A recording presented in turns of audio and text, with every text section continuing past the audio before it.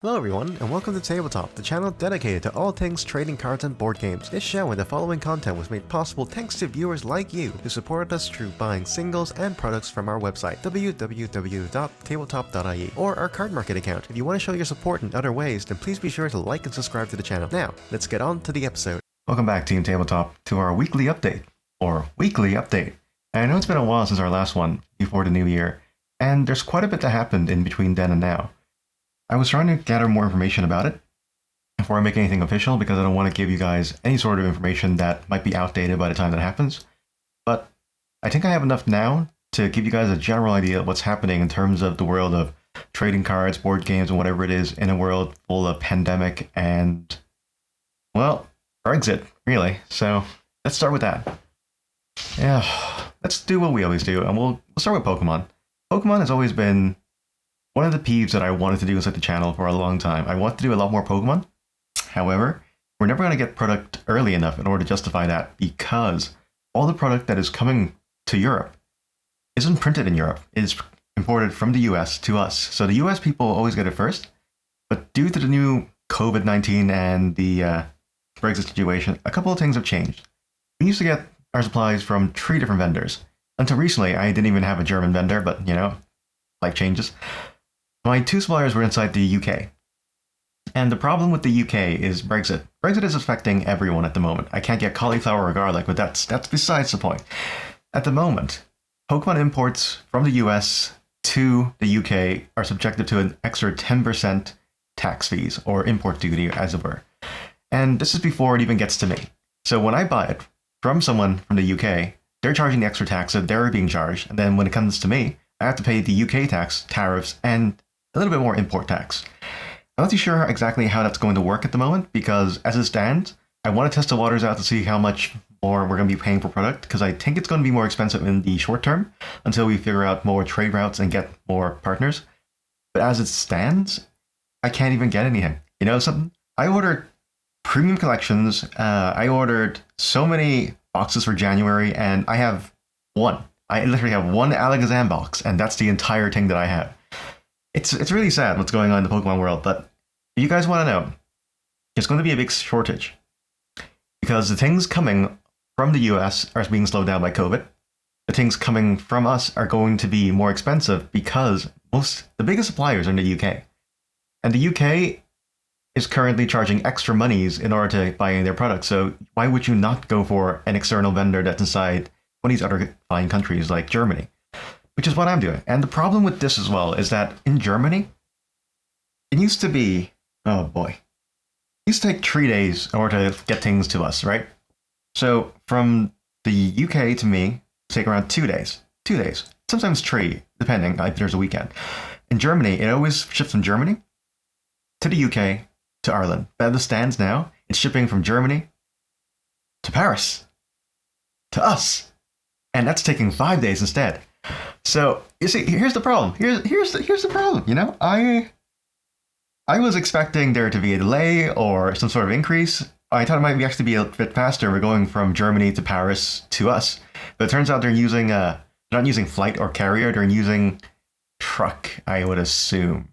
And our partners there are DPD. No, our partners is UPS inside Germany to us. I still have some of my. I'm still buying some stuff off the vendors over in the UK simply because there are some things that are extremely hard to get at the moment. Yu-Gi-Oh stuff is easy enough because we do have printers inside, what was it? Not Berlin, Belgium. Our printers are in Belgium and they print inside Europe, so it imports to us straight away. There's no need for the US to get involved. But it's just, we're going to be getting things a little bit later than usual. There's no 2 ways about that at the moment. Until they fix the routes or switch to a faster method of transportation, I don't see us getting product early anytime soon. But you know what? Knock on wood, you never know. In the post-Brexit world, we're just going to have to work without them, you know? And in terms of the Pokemon stuff that I already ordered over inside the UK, these are the things for Shining Fates. I have some with my suppliers in Germany, but I wasn't expecting there to be such a big demand. I knew there was going to be a big demand, but I wasn't expecting there to be such a big delay, shortages, or imports from the US to be affecting us. I'm guessing it has something to do with the Biden trying to fix the entire world, but we're just gonna ignore that. That's a U.S. problem. Yeah. So, Pokemon people, very sorry. You're gonna get the short end of the stick here. In the short term, everything's gonna be more expensive until partners can supply things from other suppliers, like Germany or in Croatia, stuff like that. Let's move on to Magic the Gathering.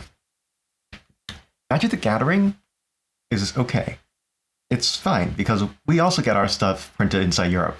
So we're not affected as much by the Brexit situation. The problem with this, though, is that COVID is still a thing. And I'm getting my... Look, the next set coming out is Kaldheim, correct? That's going to be released on the 28th on Arena, and I believe the 31st in-person pre-releases, or pre-releases, no one can post a pre-release nowadays anyway, will be on the 31st. Oh boy. Draft boosters are fine, except I didn't buy any, because in a world where we can't meet up, I find little to no reason to have a draft booster other than to open it up for a channel, and that's basically what I do. But as it stands, I don't even think that's a good idea at the moment, so I went for set boosters. And holy freaking hell, what happened here? When I ordered the set boosters, I was sent an email just last week saying that they're going to be delayed for the first shipment. There's going to be allocations applying because the printers aren't printing enough set boosters. I don't know if they're making up for lost time in other sets, but as it stands, we are only going to be getting our... I'm not even sure how many Kaldheim set boosters I have. I bought like one case of them. God knows I'll even get 2 or 3, who knows. And the problem is, I have a lot of people who are pre-ordering that kind of stuff, but I cannot in good faith take any of their money for any of this, because inside a world of COVID or pandemic, until I have the product inside my hand, ready to give to you, I do not feel okay taking cash from people like that. That makes it a little bit harder to pre-order product or get bulk orders anyway, but inside this kind of world, it's not the end of the world, because while I am buying less product and I'm receiving less product, even with the reduced rate that I'm getting, I'll know for a fact that it's going to get better. It's not going to be easy the first couple of months. I'm not going to lie. It's going to be very difficult for a lot of businesses to keep up with the changes that are happening. And as we adjust to the new normal. Vaccines are rolling out. I'm hopeful for that. But yeah, in terms of Magic the Gathering, I will have 1 collector boosters for all you guys. Definitely collector boosters to be opening up around the 30th or 28th, depending on when it gets here. There's going to be set boosters, maybe even 1. I hope we get 1. Jesus Christ. But let's move on to the thing you guys are mainly concerned about, or for some reason you guys tend to flock to me when it comes to this, and I'm very grateful for it, which is Yu-Gi-Oh!